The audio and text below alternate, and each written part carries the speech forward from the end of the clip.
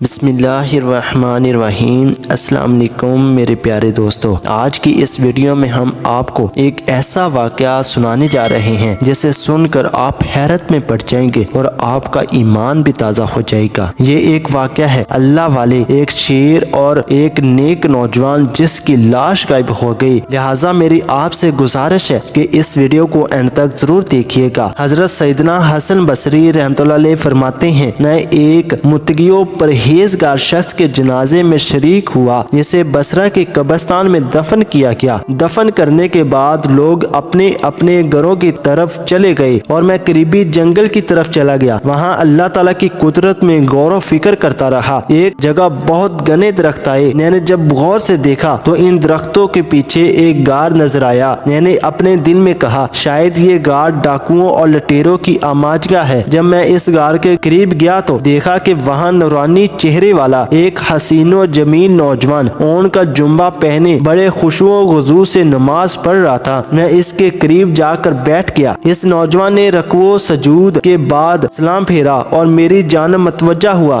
میں نے سلام کیا، اس نے جواب دیا۔ میں نے ان سے پوچھا اے میرے بھائی، آپ کہاں کے رہنے والے ہیں؟ اس نے کہا میں ملک شام کا رہائشی ہوں۔ میں نے پوچھا آپ شام سے بصرہ کس مقصد کے لیے آئے ہیں؟ اس نے جواب دیا میں نے سنا تھا کہ بصرہ اور اس کے قریبی علاقوں میں عابدین و زاہدین اور باعمل علماء کرام رحمۃ اللہ علیہ بہت زیادہ ہیں، چنانچہ میں شام سے بصرہ چلا آیا تاکہ ان اولیاء کرام سے فیض حاصل کر سکوں اور ان سے علم حاصل کر سکوں۔ میں نے ان سے پوچھا اے بندہ خدا، تمہارے کھانے پینے کا انتظام کس طرح ہوتا ہے؟ یہاں جنگل میں تمہیں کھانا میسر کیسے ہوتا ہے؟ اس نے جواب دیا جب بھوک لگتی ہے تو درختوں کے پتے کھا لیتا ہوں اور جب پیاس محسوس ہوتی ہے تو جنگل میں موجود تالابوں سے پانی پی لیتا ہوں۔ میں نے کہا اے نوجوان، میری خواہش ہے کہ میں تمہیں عمدہ آٹے کی 2 روٹیاں پیش کر دیا کروں تاکہ تم انہیں کھا کر عبادت میں قوت حاصل کر سکو اور اپنی عبادت میں مصروف رہو۔ تو وہ نوجوان کہنے لگا ایسی باتیں چھوڑو، میں نے کئی سالوں سے کھانا ہی نہیں کھایا، پتے کھا کر ہی گزارا کر رہا ہوں۔ میں نے کہا اے میرے بھائی، اگر تم ہمارے کھانے کو قبول کر لو گے تو ہماری خوش قسمتی ہوگی، تم ہماری طرف سے کچھ نہ کچھ قبول کر لو تاکہ ہمیں برکتیں حاصل ہوں۔ وہ نوجوان بولا اچھا، اگر تم ضد ہی کرتے ہو، جو کی روٹی بغیر چنے ہوئے آٹے کی 2 روٹیاں لے آؤ اور سالن کی جگہ نمک لانا۔ حضرت سیدنا حسن بصری رحمۃ اللہ علیہ فرماتے ہیں میں پھر اس نوجوان کے پاس سے چلا آیا اور جو کے بغیر چنے ہوئے آٹے کی 2 روٹیاں پکوائی، ان پر نمک رکھا اور واپس اسی جنگل کی طرف چل دیا۔ جب میں غار کے قریب پہنچا تو وہاں کا منظر دیکھ کر میں حیران رہ گیا۔ میں نے دیکھا کہ ایک خونخوار شیر غار کے منہ پر بیٹھا ہوا ہے۔ میں نے دل میں کہا ایسا نہ ہو کہ اس خونخوار درندے نے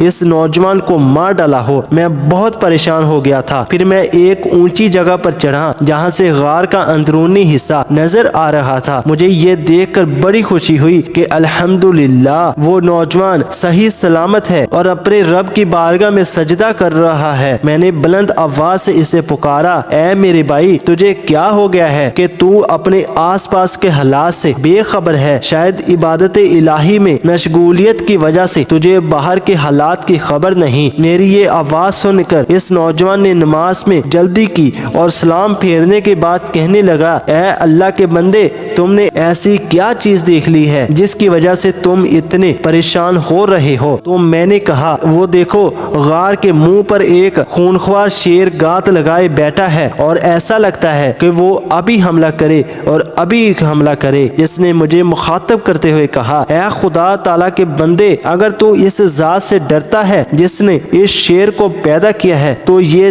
تیرے لیے بہت بہتر تھا۔ پھر اس نوجوان نے شیر کی طرف توجہ کی اور کہا اے درندے، بے شک تو اللہ تعالیٰ کے کتوں میں سے ایک کتا ہے۔ اگر تجھے بارگاہ خدا بندی تعالیٰ سے حکم ملا ہے تو مجھے کوئی نقصان پہنچائے تو پھر میں تجھے روکنے کی قدرت نہیں رکھتا، اور اگر تجھے اللہ رب العزت کی طرف سے حکم نہیں ملا پھر مجھے تیرا کوئی خوف نہیں۔ پھر تیری بہتری اسی میں ہے کہ تو یہاں سے چلا جا۔ تو وہ خونخوار میری اور میرے بھائی کی ملاقات میں حائل نہ ہو۔ ابھی اس نیک خصلت نوجوان نے اپنی بات مکمل بھی نہ کی تھی کہ وہ شیر دہاڑنے لگا اور دم ہلاتا ہوا وہاں سے اس طرح بھاگا جیسے اسے اپنا کوئی شکار نظر आ गया हो। जब शेर वहाँ से चला गया तो मैं इस नौजवान के पास आया और कहते हुए दोनों रोटियां इसके सामने रख दी कि ऐ मेरे दोस्त, जो चीज तुमने तलब की थी वो हाजिर है। इसने रोटियां ली और इन्हें हसरत भरी निगाहों से देखने लगा। फिर वो रोने लगा। रोते रोते इसकी हिचकियां बंद हो गई। फिर इसने रोटियां नीचे रख दी और आसमान की तरफ देखते हुए कहने लगा, ऐ मेरे पाक परवरदिगार, मैं तुझे तेरे अर्शे अजीम का वास्ता देकर इल्तिजा करता हूँ कि अगर तेरी बारगाह में मेरा कुछ मर्तबा व मकाम है और मैं तेरी बारगाह में मरदूद नहीं बल्कि मकबूल हूँ, तो मेरे अल्लाह ताला मुझे अपने कुर्बे खास में बुला ले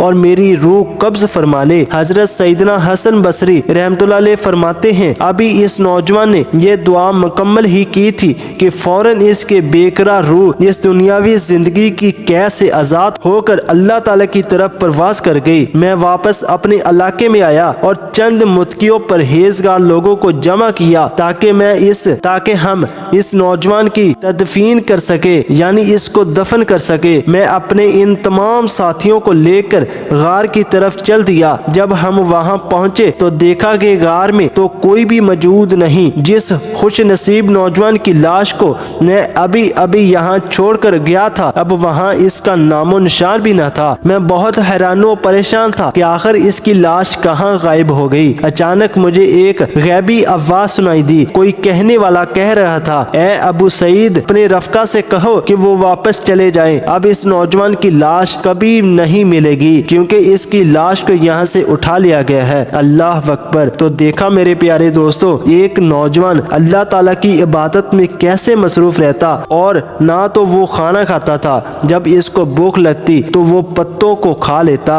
और दरियाओं से समंदरों से पानी पी लेता, और शेर इसकी हिफाजत किया करता था। अल्लाह ताला हमें भी नेक और खसलत बनने की तौफीक अता फरमाए। आमीन सुम आमीन।